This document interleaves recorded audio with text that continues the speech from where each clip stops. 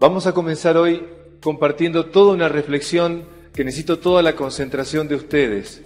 Hoy quiero hablar de algo que no se habla habitualmente, algo que tiene que ver con el ideal y la misión en la vida. Palabras muy grandes aparentemente que a veces no se hace común de hablarlo entre todos. Es importante que recuperemos la conciencia de qué significa el ideal y la misión en la vida. Entonces, cuando estudiaba las culturas antiguas, me daba cuenta que ellos tenían una preocupación permanente. Era tratar de que sus jóvenes pudieran hacer buenas elecciones en la vida, justamente. Y en esa preocupación, los que estaban encargados de la formación de la conciencia, sacerdotes, gurúes, maestros, sabios, lo que les interesaba que sus jóvenes hicieran dos cosas bien. Atención, la primera de todas era que lo más pronto posible supieran para qué habían venido a esta vida. Los rituales de iniciación en muchas culturas era justamente tratando de que los jóvenes descubrieran cuál era su propósito en la vida. Y la idea básica era la siguiente: cada uno somos originales y venimos a aportar algo. Entonces la pregunta es, ¿qué vengo a aportar a la evolución? ¿Qué vengo a aportar a mi comunidad? ¿Qué es lo original que yo tengo? ¿Qué es eso propio? ¿Cuál es mi misión? ¿Cuál es mi misión personal? Y para eso, como digo, había rituales de iniciación, ayudando a que la persona aprendiera a discernir esto. Y la segunda clave, se van a sorprender, en el trabajo justamente de este discernimiento de la conciencia, era que las personas, que los jóvenes, mujeres o varones, aprendieran a discernir cuál era la compañera o el compañero más adecuado para ellos. ¿Por qué se preocupaban por este tema? No era elegirle el novio o la novia, no era un tema de elección, era un tema de ayudarlos a discernir si tal o cual persona que estaban eligiendo era la adecuada. ¿Pero por qué? La razón de fondo es que cuando uno elige a una compañera o un compañero, lo que está haciendo es encontrando a alguien como compañero de vida para que me ayude a realizar mi propia misión en la vida. Lo que a ellos les importaba era que elija a la persona adecuada para que me ayude a realizar mi misión personal. Y yo tratar de ser para la otra parte el que lo ayuda, el que colabora para que desarrolle su misión personal.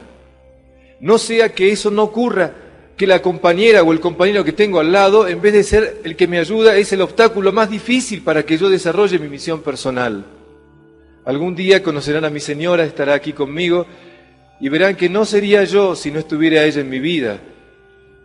Lucía es su nombre y ella es mi compañera de vida. Y no podría desarrollar todo lo que he hecho si no fuera por su acompañamiento, su cercanía, su apoyo. Esa sensación de sentirse apoyado, como decía ayer, vos podés contar conmigo, no es un tema menor en la vida de cualquier hombre o cualquier mujer. Muchos hombres y mujeres no llegan a realizar su propia misión porque la persona que tienen al lado es el peor obstáculo, por egoísmo del otro, por actitud posesiva, por lo que fuera. De modo que entonces trabajar por cuál era la misión en la vida y elegir el compañero o la compañera adecuada era para las culturas antiguas el centro en el trabajo de la formación de los jóvenes. No hay que olvidarlo. Entonces vamos a hacer juntos un estudio profundo de qué significa o qué queremos decir cuando hablamos el ideal y la misión en la vida. En Oriente a este tema le llaman el Dharma. La palabra Dharma tiene que ver con el propósito también. Y entonces en ese sentido trabajar el propio propósito, el sentido de la vida, nos permite orientar nuestra vida. Vamos a ver entonces ahora, desde un desarrollo teórico, que les pido me sigan atentamente, ¿qué significa hablar del sentido de la vida, de la misión en la vida? Y vamos a ver después, lo más importante, ¿cómo me ayudás, Roberto, para que pueda discernir yo mismo sobre ese ideal de vida mío o esa misión personal? A ver si se ve bien allá, díganme. En la tradición griega había una palabra que es ethos, que significa ética, que tiene que ver con el estudio del comportamiento humano. Los griegos, igual que nosotros, tenían la misma preocupación. Y ellos, en su discernimiento del comportamiento humano, lo que les importaba era saber cuándo un comportamiento humano era adecuado, era bueno, cuándo el comportamiento de una persona, de una comunidad, era pleno, ayudaba a la plenitud, ayudaba a desarrollarse bien. ¿Cómo poder discernir eso? Entonces, en el estudio de la ética, en el estudio del comportamiento humano, ellos distinguieron dos cosas. Y en la forma de acentuar la palabra está la clave. Cuando acentuaban la palabra ethos con un acento circunflejo, hablaban de manera de ser. Y cuando lo acentuaban de manera común, hablaban de modo de vivir. Entonces, para los griegos había que distinguir muy claramente una cosa de la otra. Una cosa es entender el comportamiento como acto, como actos, y otra cosa es entender el comportamiento como actitudes. Y ellos se daban cuenta que había que buscar, discernir cuáles eran los actos que ayudan al desarrollo de la persona y cuáles eran las actitudes que ayudan al desarrollo de la persona. Cuando pensaban en los actos, entendían claramente que un acto es correcto cuando está de acuerdo a la ley, a la norma. Entonces los griegos entendían que cuando hablábamos del acto humano, era importante referirlo siempre a la ley o a la norma, y un acto será adecuado cuando está de acuerdo a la ley, y no lo será cuando no está de acuerdo a la ley. La fijación de la norma pasa a ser importante. Cuando pienso la ética como manera de ser, cuando la pienso como actitudes, las cosas cambian. Ellos se daban cuenta que había en el ser humano actitudes que estaban en uno y que estaban más allá de un rol determinado o de un acto determinado. Tiene que ver con lo que yo dije ayer. Las cosas no son como las vemos, sino que las vemos como somos. De modo que, de acuerdo a como uno es, de acuerdo a la actitud que tiene, va a ser su comportamiento afuera. Por ejemplo, si yo soy una persona pesimista, no solamente veo el lado vacío del vaso, sino que soy pesimista cuando juego a mi deporte, cuando hablo con alguien, cuando estoy con mis hijos, cuando estoy en mi trabajo. Es decir, esa actitud va a teñir todas las cosas que hago. Entonces la pregunta de ellos eran, ¿cuáles eran las actitudes que nos permitían desarrollarnos plenamente? Obviamente uno diría, Roberto, es básico. O sea, es más importante una persona optimista que pesimista. Y en ese discernimiento de actitudes, la pregunta de ellos era, ¿cuál era la actitud medular? ¿Cuál era la actitud más importante que un ser humano tenía que tener en la vida? Cuando ellos hacían esto, utilizaban una frase que fue la clave que estaba colocada en muchos lugares públicos de la tradición griega. Una frase que decía así: ama a las personas y usa las cosas. Esta frase parece obvia, pero sin embargo ya hace 2000 años atrás o más, había personas que hacían eso, amaban las cosas y usaban a las personas, ¿me entienden? Y como pasaba eso, tenían que poner la frase. Es decir, el problema del ser humano en su condición es igual. Por eso colocaban esta preocupación, ama a las personas y usa las cosas. O sea, el tratamiento en la vida tiene que ser distinto. Y a partir de esto, entonces, pensando en la ética como manera de ser, ellos entendían que la actitud fundamental en la vida de la persona era tener o una mirada cualitativa de la vida o una mirada cuantitativa en la vida. Es decir, o me preocupa o pongo por encima la calidad o pongo por encima la cantidad. O el norte de mi vida es la cantidad o la actitud fundamental en mi vida es la calidad. Esta manera de ver la vida, cuantitativa o cualitativamente, marca una diferencia sustancial. Cuando Roma conquista Grecia, en vez de trabajar todo este sentido de la ética, solamente se queda y reduce la ética a este concepto. Y por eso la moral latina es ni más ni menos que un ordenamiento de leyes para ordenar los actos humanos. La tradición cristiana va a tomar del derecho romano este sistema, y entonces cuando hablamos de moral y de ética, normalmente estamos refiriéndonos a ver los actos de acuerdo a las leyes. Para los griegos no era esto lo importante, este era un aspecto. Lo más importante era esto. Y pasaron siglos hasta que después, hacia fines del siglo XIX, se recupera la visión de la ética de esta manera, una ética de actitudes.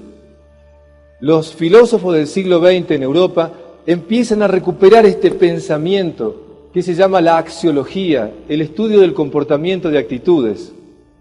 Cuando uno va mirando esto, se va dando cuenta de que la persona que tiene una mirada cualitativa de la vida, lo que le importa son los valores. Y la persona que tiene una mirada cuantitativa, lo que le importa es el interés. La persona que tiene una mirada cualitativa de la vida, lo que le importa son los valores. En cambio, la persona que tiene una mirada cuantitativa, lo único que le importa es su propio interés. Por eso esta persona busca su beneficio. La persona que tiene una mirada cualitativa de la vida busca el bien. Pero ahora atención, esto que estoy dividiendo aquí no significa que esto es malo y esto es bueno. Esto, por favor, síganme bien. Para los griegos entendían que era bueno que un acto estuviera de acuerdo a la ley. Pero era bueno en la parte de las actitudes que la cantidad estuviera en función de la calidad. Cuando la persona pone la cantidad en función de la calidad, cuando una organización pone la cantidad en función de la calidad, cuando un país pone la cantidad en función de la calidad, cuando un planeta pone la cantidad en función de la calidad, siempre hay crecimiento, siempre hay desarrollo. Cuando en función de la cantidad mato la calidad, cuando en función de la cantidad uso la calidad en esa función, la experiencia histórica de los pueblos y de las personas es que siempre terminamos destruyéndonos. Por eso esta clave es una consigna que no debemos olvidar. Y cuando digo esto me acuerdo siempre de una frase que no me quiero... Uno de los pensadores que están detrás mío en todo lo que yo enseño es Gandhi. Él como pensador me enseñó a discernir muchas cosas. Y cuando él decía esta frase, la paz no se hereda en los cromosomas, miren qué importante, la paz no se hereda en los cromosomas, como diciendo, la paz, la justicia, el amor, el bien, no se hereda en los cromosomas, es la responsabilidad que una generación tiene con la que viene. De nuevo tenemos que recordar estas verdades fundamentales. Si no lo hacemos, el futuro histórico de nuestro planeta está en juego, ¿me entienden? Es tan importante entender esto. Volver a recordar lo fundamental. Y lo fundamental es tan simple como esto, que la cantidad esté en función de la calidad, es la esencia de nuestra existencia. Si perdemos de vista esto, caemos en un tremendo deterioro personal y colectivo. Entonces, Roberto, ¿está mal que una persona tenga intereses personales? No. Si tus intereses están en función de los valores, perfecto. Ahora, si tú pones tus intereses y tu beneficio propio antes que nada, aquí tenemos las experiencias de los gobiernos y de lo que nos pasa. Porque la cosa pública, porque las personas que están en el lugar que deberían ser distintas, se interesan solamente en su beneficio, estamos como estamos. Lo que tenemos que recuperar es que mi beneficio tiene que siempre estar en orden al bien común. Y por eso, como decía ayer, cuando en una organización lo que se privilegia es que el liderazgo sea siempre para tratar de que los demás también sean líderes, en una organización donde lo que se privilegia es un sentido comunitario, vamos por buen camino. Cuando en una organización esto no es así, y si privilegia el individualismo, lo mío, lo propio, sin importarme el del otro, vamos por mal camino. Y fíjense qué importante, en la formación de los jóvenes, el discernimiento de esto es clave. Cuando yo me quedo solamente en la ética como modo de vivir así, lo que dije ayer, uno termina cayendo en el cumplimiento. Y como decía, es el cumplimiento. ¿Por qué? Porque cumplo las leyes para que no me castiguen. Hago lo que la norma dice porque de esa manera tengo la ventaja y tengo la aprobación de los otros. En cambio, cuando yo me rijo por los valores, Cuando yo me rijo por esta actitud cualitativa de la vida, lo que tengo es compromiso. El compromiso nace porque un valor se adhirió a mí y lo trato de vivir todo el tiempo. El compromiso es justamente el haber encarnado un valor. ¿Qué es una virtud? Una virtud es un valor encarnado que se hace operativo. Es eso. Si yo creo que la generosidad es un valor fundamental en mi vida y lo trato de vivir yo y trato de llevarlo operativamente, se transforma en una virtud. Para que un valor se transforme en una virtud se requiere que uno se comprometa con ese valor. Entonces, desde este lugar, por ejemplo, mi abuela, como les nombré ayer, ella me decía una frase que ahora tiene más vida para mí. Miren, cuando uno tiene una mirada cuantitativa de la vida, lo que lo rige es la ambición.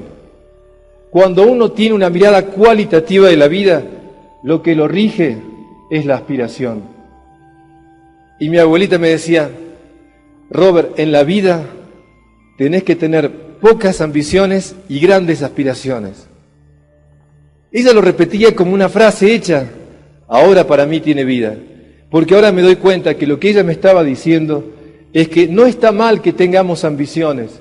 No está mal que tengamos ambiciones de carros y de todo eso, está todo bien, pero todas esas ambiciones tienen que estar en función de una aspiración cualitativa de la vida. La ambición, la palabra ambición es correr tras lo que veo. La persona ambiciosa siempre está ansiosa porque siempre corre tras algo. En cambio, la palabra aspiración es llenarse adentro. Entonces, la aspiración siempre es cualitativa. La ambición me lleva al exceso. La aspiración me lleva a la excelencia. Gracias.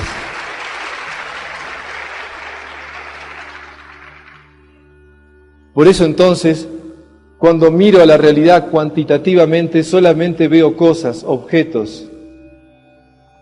Cuando miro a la realidad cualitativamente, lo que veo es ámbitos de encuentro. Cuando miro la realidad cuantitativamente, lo que quiero es ganar y no perder. Cuando miro a la realidad cualitativamente, lo que aspiro es siempre aprender. Esto es dar y recibir, así se aprende. Cada uno de ustedes, para progresar en todo lo que están haciendo, tienen que crear un ámbito de tal donde las personas se sientan confiadas y seguras que lo que ustedes están compartiendo es lo que ustedes están convencidas que es lo mejor. Y desde ese lugar, crear el ámbito para que las personas puedan sentir que también pueden avanzar en lo que necesitan ellos para crecer. Crear ámbitos supone crear un ambiente donde la naturalidad, la franqueza, la transparencia, el servicio es fundamental. Hay una frase tan linda que es un apotegma muy conocido que dice así: gana más el que sirve mejor. Qué simple. Esto está en la cultura general. Gana más el que sirve mejor. Porque cuando tú tienes una actitud de servicio, enseguida atraes a personas. Cuando tú, aunque sea un cargo jerárquico, tú sientes que estás sirviendo, enseguida las personas se te acercan. Esto lo aprendí, gracias a Dios, a lo largo de toda mi vida. Cada vez que sirvo, cada vez que trato de servir, se multiplican los agradecimientos. Cuando veo a personas que tratan de ponerse en un lugar donde tratan de marcar una superioridad en algo, en lo que fuera, noto que las personas se reactivan. A veces siento que todo lo que digo puede llegar a muchas personas solamente porque lo que intento con todo mi ser es servir, es lo más que siento. Por eso creo que produce el eco que produce, pero es totalmente de corazón. Esto es así. A mis 49 años esto aprendí. Cuando lo que hago es servir, siempre la vida me responde y me devuelve tantas cosas. Entonces, no hago más que compartirles lo que vivo. Cuando ustedes en cada pequeña situación de vida que tengan en la organización lo vivan de esta manera, van a ver que se genera una corriente especial. Empieza uno a atraer. Entonces, cuando uno entiende que la vida es crear un ámbito donde estoy sirviendo es precioso. No hay cosa más linda que una mujer que, al darte, con todo respeto, no es la única función de la mujer, no me entiendan mal, pero cuando una mujer te sirve un plato de comidas con amor, como un servicio, uno siente que esa comida tiene algo especial. Las comidas de mi abuela seguramente que no tienen comparación, porque ahí hay algo, está cargado con algo. Cuando alguien te da la mano con una actitud de servicio, está cargado de algo. No olvidemos nunca que cuando una persona está sirviendo, como decía Ernesto ayer, genera confianza y una organización genera credibilidad. Cuando las personas que están aquí arriba están sirviendo, generan confianza y toda la organización genera credibilidad. ¿Me entienden? Esto es esencial.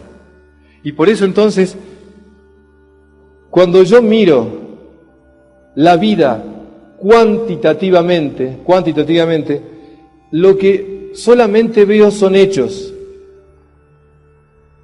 Cuando miro la vida cualitativamente, lo que veo son acontecimientos. Miren, cuando uno mira la vida cuantitativamente, voy a poner un ejemplo que es fácil. La pesca es una actividad. Yo la puedo mirar cuantitativamente o cualitativamente. A mí me encanta la pesca, me encanta. Porque un familiar mío cuando era chico me llevó a pescar y me enseñó que pescar no era sacar peces del agua. Más aún, me enseñó que pescar no era venir cargado de peces y contento por la cantidad de peces que había. Pescar era todo un ámbito, todo un acontecimiento, era toda una situación donde había valores y cosas que se vivían. Me enseñó el valor de preparar las cosas, de la paciencia, de la contemplación de la naturaleza, de cambiar de lugares, de esperar el pique, del diálogo, de ese mate compartido mientras se hacía el amanecer. ¿Cuántas cosas que rodean a la actividad de la pesca cuando la miro cualitativamente? ¿Por qué? Al punto tal de que si sacábamos o no peces no era importante, lo importante es todo eso. Era la ida, la vuelta, el regreso, el diálogo, etc. Uno se daba cuenta que cuando uno miraba, cuando yo vivía esos momentos, venía cargado de tantas cosas más que de peces. A veces devolvíamos los peces al agua. ¿Se dan cuenta? O sea, cuando uno mira algo cualitativamente ve mucho más. Entonces, cuando la persona entiende que la pesca es sacar peces, se queda lamentablemente viendo hechos. La diferencia entre un hecho y un acontecimiento tiene que ver justamente en lo siguiente. Cenar puede ser un hecho. Si lo veo como un hecho, es un lugar donde se juntan las personas para comer. O lo puedo ver como un acontecimiento, como una oportunidad de encontrarnos, de compartir. Entonces la comida pasa a ser menos importante. Lo más importante es el diálogo. Lo más importante es lo que compartimos de vivencias. Y ahí es importante entender esto. Cuando miro cuantitativamente una familia, puedo ver una casa, personas que conviven. Una cosa es convivir y otra es convivencia. Cuando miro, en cambio, cualitativamente una casa, veo un hogar. Entonces, en un hogar hay convivencia, en una casa se convive. Los animales también conviven. Los que hacemos convivencia somos nosotros. En un hogar realmente se aprende a compartir vivencias. Y la calidad de esa familia está en cómo comparten sus vivencias. ¿Qué te pasó? ¿Qué te aconteció? Como decía ayer, cuando mi diálogo solamente son noticieros de hechos, es un nivel. En cambio, cuando yo realmente miro la vida cualitativamente, no me importa lo que te pasó, sino lo que hiciste con lo que te pasó, o lo que aprendiste de lo que te pasó. Entonces, un encuentro familiar en una mesa es una oportunidad de contarnos qué te aconteció. Si no te aconteció nada, y bueno, lamentablemente, algo te está faltando aprender. Qué bueno es que aprendamos a compartir vivencias, que no significa solamente contar cosas dramáticas, sino, repito, es qué aprendiste de esa situación agradable o desagradable. La calidad de nuestra vida pasa por qué tipo de vivencias compartimos entre nosotros.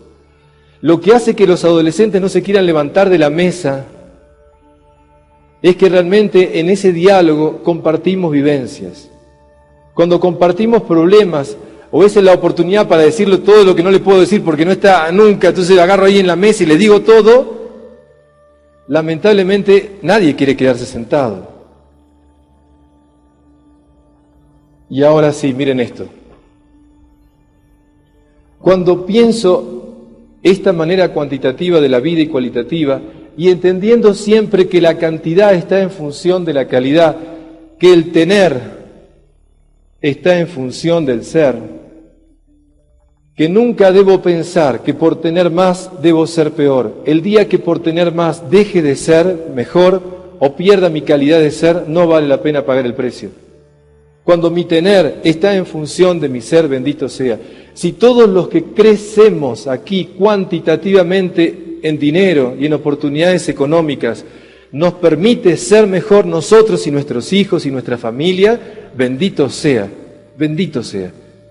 Si por tener pierdo lo que soy, no vale la pena, nunca. Entonces, qué importante, y entendamos juntos esto, qué importante que una organización que tiene fines de lucro me ponga aquí a decir esto, ¿me entienden? Porque ahora me entienden que no es... Gracias. Es así. Gracias. Es así porque ya la experiencia de cualquier organización donde las personas solamente buscan tener, terminan canibalísticamente comiéndose entre sí. En cambio, cuando el tener está en función del ser, bendito sea, porque teniendo más soy mejor. Ese es el criterio de vida. Por eso, saquemos de nuestra vida el concepto de que no tener es mejor que tener. El arte de vivir, la artesanía de vivir, el arte de vivir sanamente, es saber tener. Ese es el problema. No es tener poco o mucho, es saber lo que tengo que tener. Bendito sea si tengo mucho, pero si sé tenerlo. Y entonces sí, creo que hay que aprender a saber tener. Lo importante es que esto esté calado bien a fondo, porque cuando se llegue a ese momento de tener, ustedes puedan sentir las oportunidades para seguir creciendo como personas. Entonces sí, nunca el tener va a ser una trampa, nunca, porque adentro mío, desde que empecé, tuve claro lo que estoy diciendo ahora. Entonces desde este lugar, tomen aire y grabemos juntos esto, miren. La persona que tiene una mirada cuantitativa de la vida, lo que busca, lo que quiere, lo que ambiciona siempre es el éxito. La persona que tiene una mirada cualitativa de la vida, lo que aspira, lo que quiere vivir plenamente todos los días en su vida, es su ideal de vida. La persona que tiene una mirada cualitativa de la vida, busca vivir plenamente su ideal de vida. Pero Roberto, ¿está mal el éxito? No. Cuando el éxito está en función del ideal de vida, ese éxito es bueno para esa persona y para todos los demás. Ojalá que todas las personas que tienen ideales en la vida sean exitosas, porque si son exitosas van a poder hacer mucho bien. Por lo tanto, el éxito no es ni bueno ni malo. El éxito, cuando solamente es para mí o buscando mi propio beneficio únicamente, siempre es destructivo.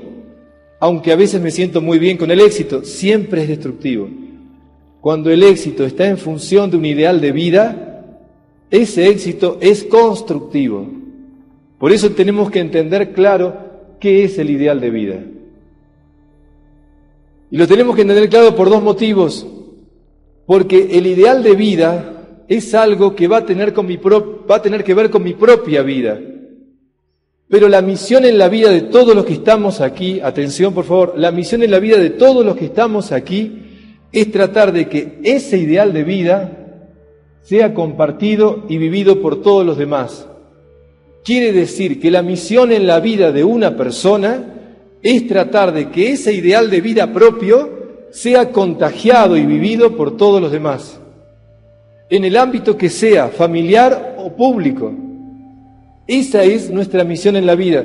Por eso, si esta es la misión en la vida, la pregunta clave es ¿cuál es, Roberto, mi ideal de vida? ¿Cuál es mi ideal de vida? ¿Cuál es tu ideal de vida? Entonces vamos a concentrar toda la atención hablando de esto. Primero, la palabra ideal etimológicamente significa idea motriz, idea que mueve. el ideal nos mueve. El ideal es algo que nos mueve desde adentro. Pero no es una idea, es un valor. Eso es. En la escala de valores de una persona, decimos que el ideal de vida de una persona es el valor más alto de esa escala de valores. El ideal de vida de alguien es el valor por aquel que daría mi vida. El ideal de vida de una persona es el valor que desearía que mis hijos me recuerden. El ideal de vida de una persona es el que debería estar en la tumba, en el epitafio de la tumba de alguien, que diga así: aquí yace el cuerpo de una persona que durante toda su vida trató de puntos suspensivos. En vez de ponerle edad de nacimiento y muerte, deberíamos poner ahí el ideal que lo movió, el ideal que movió su vida. Este ideal de vida, repito, es el valor fundamental por el cual daría mi vida. Entonces, todo mi tener estaría siempre en función de ese ideal. Es decir, a la hora de jugarme en la vida, prefiero los valores antes que los intereses. A la hora de dar mi vida, quiero un ideal, quiero un valor fundamental por el cual me mueve y daría todo lo que tengo. Cuando es así, ese ideal existe en uno. Pero Roberto, cuando hablas de ideal, ¿por qué me suena rara esa palabra? Por dos motivos. Primero, porque lamentablemente dentro de la psicología, el concepto ideal quiere decir algo muchas veces como algo que se nos impone de afuera. O sea, terminamos viviendo nuestra vida de acuerdo a cierto ideal que por mandato los demás nos ponen. Entonces parece que la palabra ideal es un mandato colocado por afuera, padre, sociedad, religión o lo que fuera, que tengo que tratar de vivir. Entonces parece algo que es una carga más que un anhelo. En un sentido inadecuado, esta es lo que la deformación de la palabra ideal. En otro sentido inadecuado, es que la palabra ideal suena a algo que está allá, a lo que yo quiero llegar, y como me veo a mí mismo y me veo siempre tan lejos de eso, ¿para qué voy a hablar de ideal? Me estoy amargando todo el día, mejor que viva lo que tengo que vivir, porque si pienso en el ideal me siento tan lejos que sufro, entonces mejor no hablemos. Entonces vivamos el día como podemos, no hablemos de ideales. No, la palabra ideal tenemos que recuperarla juntos. El ideal es un valor superior que ordena nuestra vida y la orienta. Entonces, Roberto, ¿pero el ideal es algo alcanzable o inalcanzable? Hay un autor que dice así: la grandeza de un ideal es luchar por él. Alcanzarlo simplemente es una recompensa. La grandeza de un ideal está en luchar por él. Alcanzarlo simplemente es una recompensa. Ciertamente que es muy poco el porcentaje de personas que todos los días de su vida viven plenamente su ideal, viven plenamente ese valor. Para muchos de nosotros, el llegar a vivir plenamente ese valor en la vida es algo que nos cuesta, porque la vida cotidiana, porque las impaciencias, porque los problemas, porque los miedos, las debilidades, etcétera, nos traban. Puede ser que realmente toda nuestra vida no lleguemos a vivir plenamente ese ideal. Para los que pensamos que la vida no termina con la muerte, probablemente después encontremos la vivencia de ese ideal. Pero toda nuestra vida es una oportunidad permanente de ir conquistando vivir este valor en mi vida todo el tiempo. Pero Roberto, la palabra ideal me suena idealista. ¿Qué diferencia hay entre tener un ideal y ser idealista? Es muy fácil. La persona idealista está queriendo que la realidad sea como él sueña. Entonces vive enojado con la realidad, intentando que lo que él ve y lo que él quiere sea. Pero siempre le molesta la realidad porque sueña con otra realidad. Todos nosotros en la adolescencia fuimos idealistas. Siempre soñábamos un mundo mejor y la realidad nos fastidiaba. En cambio, el que tiene un ideal es aquel que, amando la realidad, pisando la realidad, trata de ayudar a que esa realidad se acerque a ese ideal que tiene. Entonces, la persona que tiene un ideal está comprometida con la vida. La persona que es un idealista se aleja o se fuga de la vida. Entonces, en una edad adolescente los chicos escapan de la realidad. Nosotros, si amamos la vida, tenemos que tener un ideal tal que nos comprometa a llevar a esa vida a que crezca cualitativamente. Y eso es tener un ideal. Hay una frase que en náutica se entiende muy bien. Fíjense esto, ¿no es cierto? El pesimista se queja del viento. El idealista espera que cambie. El realista, que tiene un ideal, ajusta las velas. El realista, que tiene un ideal, ajusta las velas. Puedo ser un pesimista o un idealista, pero si yo tengo un ideal para llegar a algo y amo la vida, voy a atar las velas para llegar. Entre esas frases populares que me encantan, hay una que dice: el que no sabe lo que quiere termina donde no quiere. Está bueno, ¿no? O aquel otro que dice, otra frase que dice así: para el que no sabe a dónde va, nunca soplan vientos favorables. También en náutica, ¿eh? Para quien no sabe a dónde va, nunca soplan vientos favorables. Si yo no sé cuál es mi ideal de vida, todas las cosas que me pasan me molestan. En cambio, cuando yo tengo claro mi ideal de vida, sé lo que tengo que decir que sí y sé lo que tengo que decir que no. Sé lo que me es favorable y lo que no. Por lo tanto, el tener un ideal me ancla en la vida, me hace saber a dónde voy y me hace ajustar las velas muchas veces.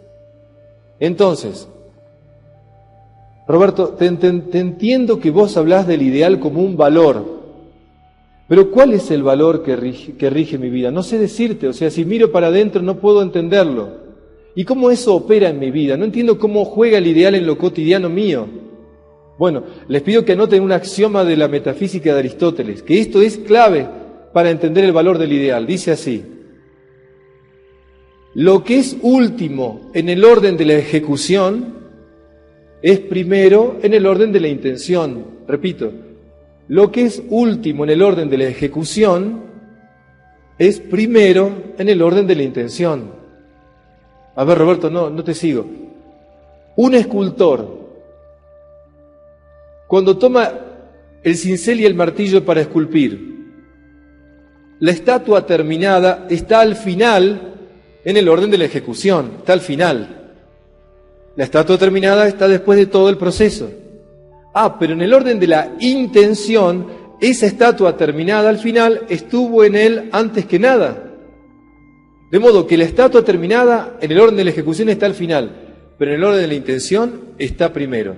Y por eso cuando uno ve la piedad de Miguel Ángel, uno no deja de maravillarse, porque él dice que vio el pedazo de mármol, inmediatamente sacó lo que sobraba, y en 4 días y 3 noches, en forma febril, hizo esa obra de arte. Lo hizo tan rápido que la gente no le iba a creer que lo hacía. Entonces, antes de terminar de tirarse a dormir definitivamente, fue a la noche y puso Michelangelo en la faja de la Virgen para que nadie se apropiara pensando que no era de él. Fíjense, ¿por qué Miguel Ángel hizo tan rápido la piedad? Simplemente porque tenía muy claro lo que quería hacer. Cuando uno tiene claro su ideal de vida, sabe a qué decirle que sí y sabe a qué decirle que no. Cuando uno tiene claro mi ideal de vida, el valor fundamental, desde que me levanto hasta que me acuesto, cada momento que vivo, lo vivo con la conciencia de vivir ese ideal. ¿Por qué las personas no hablan del ideal de vida? Porque es muy comprometedor. Porque si yo digo que este es mi ideal y después no lo vivo, seguramente que muchos me lo van a reprochar. En cambio, mejor no decir nada y vivir como puedo. La persona que vive, que es consciente de su ideal de vida y lo dice, se compromete ante los demás. Y lo que hoy estamos necesitando es justamente personas comprometidas. Qué bueno es que yo te pueda ver y decirte: ¿cómo te llamas, fulano? ¿Cuál es tu ideal de vida? Mi ideal de vida es este, así, como si fuera lo más natural de vida, ¿me entienden? Del mundo. ¿Qué tal si nos presentáramos desde ese lugar? No desde qué títulos tenés, dónde vivís y todo eso. ¿Cuál es tu ideal de vida? ¿Qué te mueve en la vida? Yo te digo el mío. Y lo digamos con naturalidad, con espontaneidad. ¿Saben por qué no lo decimos? Porque mejor no decir nada para que los demás no se den cuenta mi mediocridad muchas veces, mi chatura. Por eso es comprometedor hacer consciente el ideal de vida. Y con todo respeto, deseo que desde esta mañana, cuando siga ahora explicándole lo que me falta, cada uno se levante con el ánimo de intentar comprometerse a decirse a sí mismo y manifestarlo si lo desea, cuál es tu ideal de vida. Entonces sí, ahora miren esto. El ideal de vida, Roberto, de acuerdo a lo que dijiste, es un valor que está en mí, entonces, al momento de que hago cada cosa, claro, hasta como me lavo los dientes, hasta como te saludo a la mañana, hasta como trato al agua, hasta como agradezco el aire, hasta como miro al sol, hasta como saludo a la persona que se me aparece en el trabajo la primera vez. En todo eso se ve tu ideal de vida, se ve qué te mueve, qué valor tenés. Si tenés una mirada cuantitativa o una mirada cualitativa de la vida, se ve ahí. Estoy convencido que la Madre Tierra está vibrando cada vez más aceleradamente, que ese es un dato de la física actual, porque de alguna manera está tocando un receptor que todos tenemos en nosotros, que está aquí, en este lugar. Y este receptor lo tenemos las personas que tenemos una mirada cualitativa de la vida. Estoy convencido que la Madre Tierra está llamando a hombres y mujeres de la humanidad, y sobre todo jóvenes y niños, a través de una vibración especial para aquellos que tenemos una mirada cualitativa de la vida. Algo nos pasa acá. Estoy seguro que si le diera el micrófono a más de una persona, me diría, tenés razón, Roberto. No sé qué me pasa, pero últimamente, o hace un año, o hace un tiempo, siento algo acá, tengo ganas de algo, quiero hacer algo más, quiero, no sé qué decirte, pero tengo una inquietud, unas ganas, tengo el ímpetu de servir a otros, tengo ganas de hacer algo por el planeta, quiero hacer algo, pero no sé por dónde o qué, pero algo me pasa, tengo esto. Si lo que digo en los que están presentes es verdad, entendamos que es una llamada de la tierra, con todo respeto a otras opiniones, pero estoy convencido que la Madre Tierra nos llama a las personas que tenemos una conciencia cualitativa a que salvemos nuestro planeta, ¿me entienden? Lo que está en juego es algo mucho más grande, pero depende de la mirada nuestra. Las personas que tienen una mirada cuantitativa de la vida tienen apagado ese receptor. Por eso no vibra en ellos lo que estamos diciendo. No vibra en ellos una conciencia sagrada de la vida. No vibra en ellos una conciencia comunitaria. No vibra en ellos el ser conscientes y comprometidos con un ideal. Al contrario, los que hacemos todo eso, o los que intentamos hacer todo eso, sepamos que se va a cumplir lo que dice Coelho en el Alquimista, ¿no es cierto? El universo conspira para aquel que está decidido a cumplir su historia personal. Es así, no es una frase hecha. Soy primer testigo de eso. Cuando realmente elijo vivir desde mi ideal de vida, siento que presencias, siento que fuerzas, siento que un montón de cosas me empiezan a guiar y a ayudar en ese camino. Por eso la persona que tiene una mirada cuantitativa de la vida, lamentablemente está involucionando. Toda persona, toda comunidad, todo país que crea que todo el secreto está en la cantidad, está involucionando. La evolución del planeta pasa por lo que estamos viviendo, por una conciencia de uno mismo, una conciencia comunitaria y una conciencia sagrada de la vida. Entonces, para darle más fuerza a lo que digo, vamos.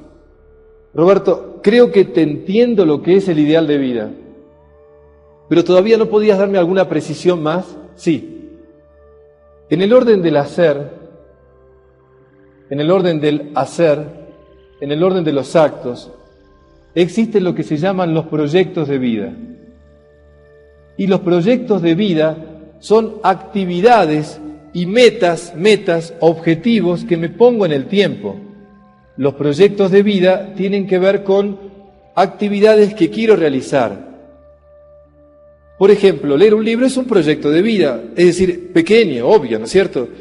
Hacer un curso es un proyecto de vida, organizar una convención es un proyecto. Por supuesto que hay otros proyectos más grandes. Ser abogado es una carrera que supone un proyecto de vida a largo plazo. Los proyectos de vida son metas que me coloco en el tiempo. No tienen que, ojo, no son el ideal de vida. Los proyectos son actividades que me coloco. Ayudar a alguien es un proyecto. Organizar las vacaciones es un proyecto. Un proyecto que voy a realizarlo o no. Si lo realizo, me da satisfacción. Si no lo realizo o se queda trunco, tendré una insatisfacción.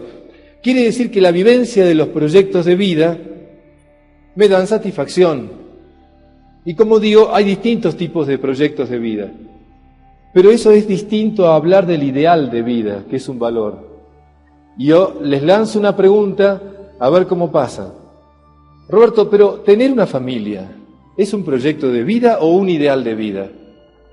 Tener una familia siempre es un proyecto de vida. Es algo que se puede realizar o no.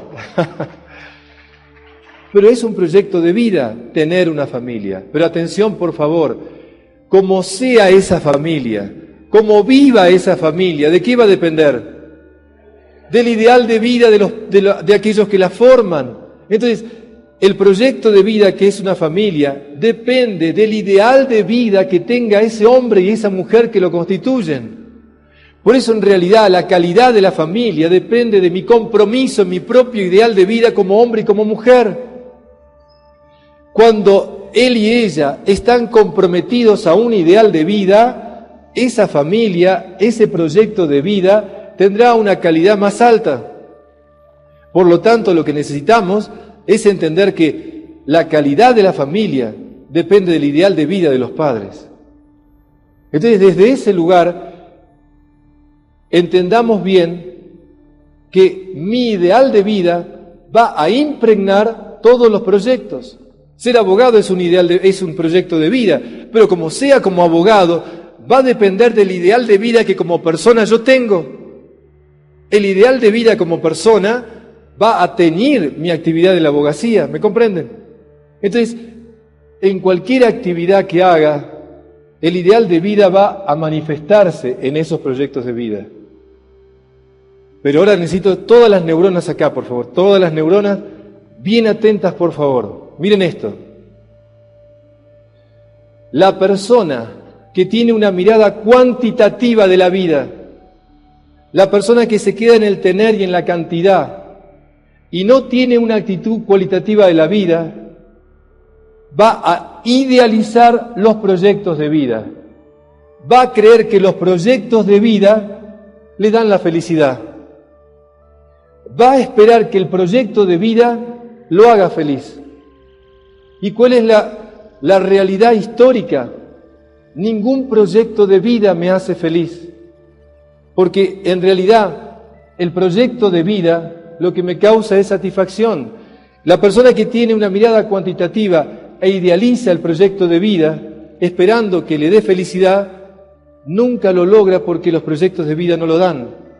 Pero pará, Roberto, para entenderte lo que estás diciendo, ¿qué es la felicidad? ¿Un proyecto de vida o un ideal de vida?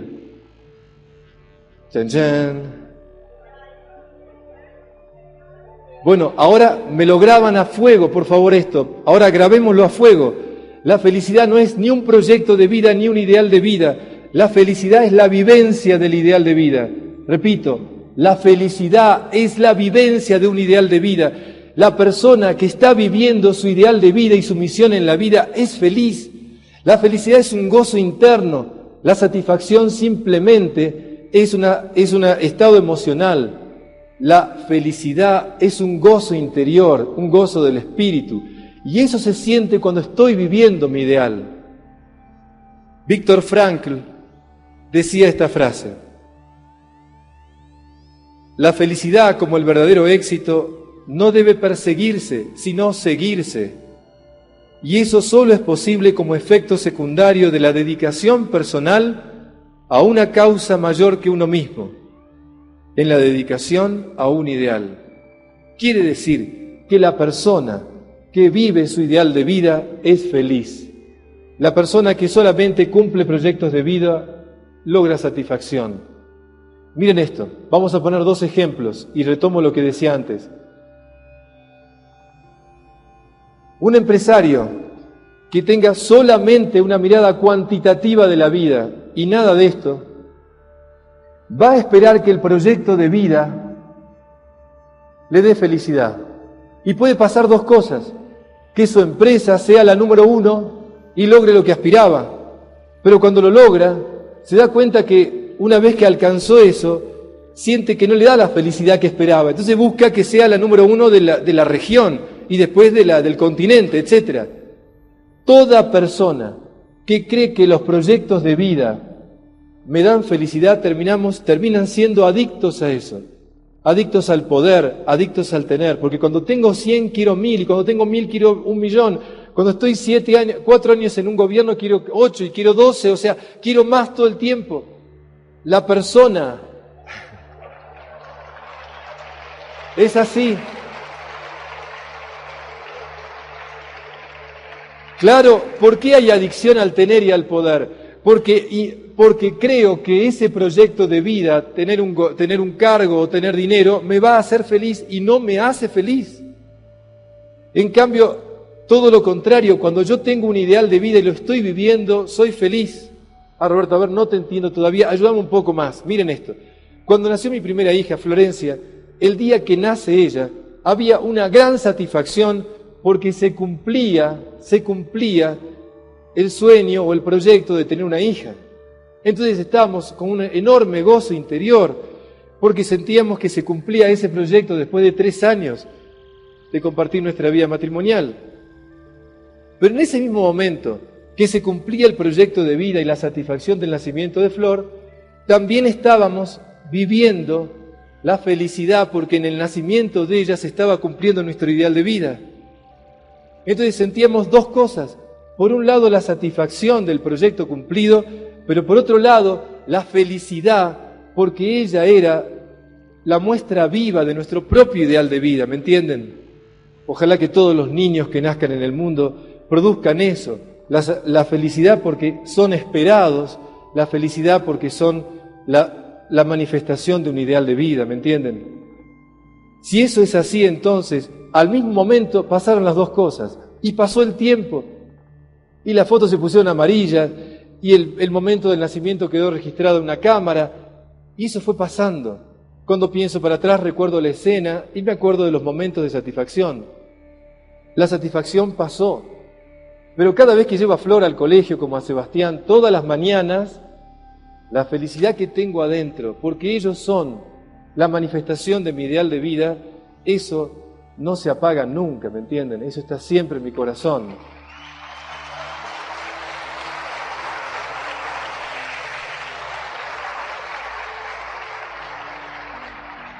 ¿Ven la diferencia entre la felicidad y la satisfacción? La satisfacción es momentánea, la felicidad es el registro interior de estar viviendo mi ideal de vida. Todos los que estamos acá y comulgamos en lo que estoy diciendo me entienden. Cuando uno siente que está haciendo lo que realmente es lo mejor que puede hacer porque ese es su ideal, esa persona adentro tiene un gozo interior, tiene una felicidad que no se compara con éxitos materiales, no se compara con cosas de afuera. Entonces, creo que te sigo entendiendo, Roberto, pero ¿qué pasa si el empresario que colocó en ese proyecto de vida todo, no logra que su empresa llegue a ser la número 1? En ese momento, ese hombre se viene abajo, porque había apostado en que eso le iba a dar la felicidad, y como no alcanzó lo que esperaba, se derrumba, porque siente que entonces no puede ser feliz. Otro ejemplo simple, para que lo grabemos todos acá. Si mi madre estuviera sentada ahí, y yo le preguntaría: mamá, para vos tener una familia, ¿es un ideal o un proyecto de vida? Obvio, Roberto, obvio, Robert, por favor. La familia es un ideal de vida. La familia es un ideal de vida, Roberto, ¿cómo decís otra cosa? ¿Qué pasó con mi madre? Mamá, como mujer de una generación anterior, apostó a pensar que la familia era un ideal de vida. Y por supuesto, ella como persona no se buscó un ideal de mujer propio. ¿Y qué pasó? Su búsqueda de constituir la familia lo logró. Y de hecho se casó y tuvo 2 hijos. Mamá entonces sentía que ese proyecto de vida la hacía feliz. ¿Qué ocurrió? En la adolescencia mi hermano se va a Inglaterra, yo entro a un seminario y de pronto, mi padre es marino mercante y viaja todo el tiempo, de pronto todo ese proyecto de vida que a ella ilusionadamente le iba a hacer feliz se derrumbó. Ese año tuvo una depresión tan fuerte de 7 meses en cama con medicación que le duró toda la vida hasta que falleció el año pasado. Y toda su vida fue siempre sintiendo que algo le faltó. Claro, ¿qué es lo que le faltó? Ella se olvidó de ser ella misma, se olvidó del ideal de mujer, había apostado a que ese proyecto la iba a hacer feliz. Y lamentablemente, repito, nuestros hijos y las personas que amamos son compañeros de viaje en la vida para compartir y crecer juntos. Pero cada uno de nosotros tenemos el deber indelegable de descubrir cuál es lo que tengo que aportar en la vida, mi propio ideal. Y entonces sí, cada uno tenemos que compartir desde nuestra plenitud, no esperando que otros, un proyecto cualquiera sea, me haga feliz. Mi felicidad va a partir de mi compromiso con mi ideal de vida y la vivencia de ese ideal de vida. Entonces, si mamá hubiera entendido esto, se hubiera preocupado de ser ella mujer, sabiendo que como mamá había muchas vicisitudes de la vida y que podía pasar esto o aquello, que su proyecto por ahí no se cumplía como ella esperaba, pero la felicidad no iba a depender de eso, sino de su ser mujer. Hasta que mamá se fue, siempre añoraba y sufría porque su proyecto de vida no se cumplió y siempre hablaba de lo mismo. Y siempre sentía que en la vida ella lo que era mamá y se había olvidado de ser mujer. ¿Se dan cuenta? Entonces, qué importante es que redescubramos esto. Roberto, te voy entendiendo, pero todavía me falta algo más. Todavía falta algo más. Quiero que me des un ejemplo. Quiero que me ayudes a entenderlo bien esto. A ver, vamos. Antes de darle un ejemplo que quiero con esto ya cerrar, quiero todavía antes que entendamos esto. ¿Cómo se hace para saber cuál es mi ideal? Primero, pensemos a quienes admiramos nosotros o a quienes admirábamos cuando éramos más chicos. Recordemos a ver aquella persona viva o del pasado que nosotros admirábamos. Y van a ver que a esas personas que admirábamos o que ahora admiramos, las admiramos porque vemos en ellas algún valor o algunos valores que para mí son importantes. Quizás cuando pensemos en esto, descubramos que ese valor que admirábamos en esa persona es ese valor que realmente yo deseo vivir en mí o deseaba y me olvidé en el camino. Repasemos dentro nuestro qué valor admirábamos en esas personas, ¿me entienden? Y recuperemos en nosotros pensar si ese valor no estuvo o no está en mí todavía vivo y vigente. ¿Cómo darme cuenta de eso? Voy a ponerles un ejemplo bien claro y los invito a que recuerden lo que dije recién de buscar a quienes admiramos y qué valor pensamos que eran importantes para nosotros. Un día di esta conferencia a un grupo de hombres y cuando doy la conferencia al terminar se acerca uno de ellos y me dice: Roberto, quiero verte en 2 semanas, por favor. ¿Cómo no? Me siento en un bar con él y me dice esto: mira, Roberto, soy médico, hijo de médico y nieto de médico. Toda mi familia, la medicina era importantísima. Y para mí, ser médico es algo que está en la sangre, no sé cómo decirte. Yo nací ya con la medicina y me siento que esto tiene que ver con mi vida. Pero una semana antes de que vos hablaras, pasó algo en mi familia que me conmovió. Mi hijo de 17 años que termina el secundario, se acerca y me dice: papá, no quiero ser médico porque no quiero ser como vos. Así nomás. Él quedó plantado. Quería defenderse, pero se sintió como acobardado. Sentía que su hijo le estaba diciendo algo que a él le resonaba. ¿Por qué? Porque él hacía un tiempo que sentía una insatisfacción de fondo, algo que no les resultaba. Él se daba cuenta que algo andaba mal, pero no sabía por qué. Y su hijo con sus palabras lo había puesto frente al problema. En ese momento, más que reaccionar o atacarlo o defenderse, se cayó y esperó. Cuando llegó la conferencia mía y escuchó todo lo que dije, dijo: llegó el momento. Me escuchó atentamente y cuando estaba sentado conmigo me dice: mira, Roberto, tomé una decisión. Dentro de 3 semanas parto para Bosnia, porque voy a trabajar como médico sin frontera en esa zona y quiero recuperar algo que perdí. No sé qué es, pero algo me dice acá, que tengo que recuperar algo que perdí. Y tengo estas ganas realmente de ver si reencontrándome en una situación como esa, me doy cuenta de algo que en lo cotidiano no me doy cuenta. Hablé con mi señora, miren ahí, y ella me dijo, mira, te quiero, ¿estás convencido que podés perder la vida, no es cierto? Y yo le dije que sí, pero que estaba decidido realmente a recuperar algo y volver con todas las ganas en eso. Y entonces ella me dijo, yo te apoyo. El apoyo de ella, me contaba él, que fue decisivo. El padre y el abuelo decían que estaba loco, y los amigos también, y sentían que no tenía que irse tan lejos para buscar su ideal de vida, pero él adentro sentía que tenía que hacer algo para desconectarse de lo cotidiano que lo absorbía y encontrarse consigo mismo. Y así fue. Cuando me dijo esto, le dije que lo hiciera, que ojalá encontrara lo que buscaba, y que lo esperaba a la vuelta. Se va para Bosnia. A la semana llega una carta. El primer viernes llega la carta en donde él escribe a su familia y adjunta a la carta una carta donde coloca una foto de Polaroid de un niño que no tenía brazos y que en la foto se veía sonriente el nenito y él relata la historia de ese chico, lo que le estaba pasando, su familia, cómo había estado todo dramáticamente. Todos los viernes llegaba a la casa una carta que él mandaba en donde siempre adjuntaba una foto con la historia de ese grupito de chicos o ese chico que estaba o esa nenita que estaba ahí. En la casa todos los fines de semana se leía la carta. Más aún, empezaron a llevar las copias de la carta al consultorio, entonces sacaron las revistas que había y pusieron las copias de la carta. La secretaria empezó a tener copias porque la gente le pedía para llevar a la casa de cada uno. En el colegio los chicos empezaron a llevar las cartas para ser leídas en las clases. En la revista del colegio pusieron las cartas como testimonio. De pronto él no suponía que sus cartas tenían todo ese efecto. Increíblemente pasaron los meses y a los 6 meses se cumplió el tiempo y regresó.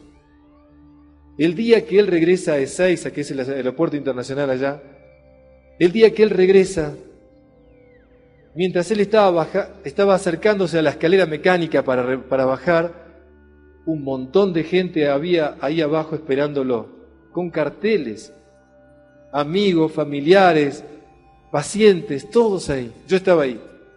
Y en ese momento, cuando él empieza a bajar, todos empiezan a aplaudir. Y él ve gente aplaudiendo y mira para atrás porque estaban pensando que venía un famoso, alguien. Y se da cuenta que era para él. Fue tan fuerte la emoción que se puso a llorar. Y cuando bajaba la escalera mecánica llorando, yo no pude aguantar, todavía me cuesta cuando lo cuento, todos empezamos a emocionarnos. Yo estaba re emocionado y cuando él baja, lo primero que hace es abrazar a su grupo familiar y de pronto estando yo cerca de él, escucho que su hijo mayor se acerca, lo abraza y le dice, papá, quiero ser médico como vos.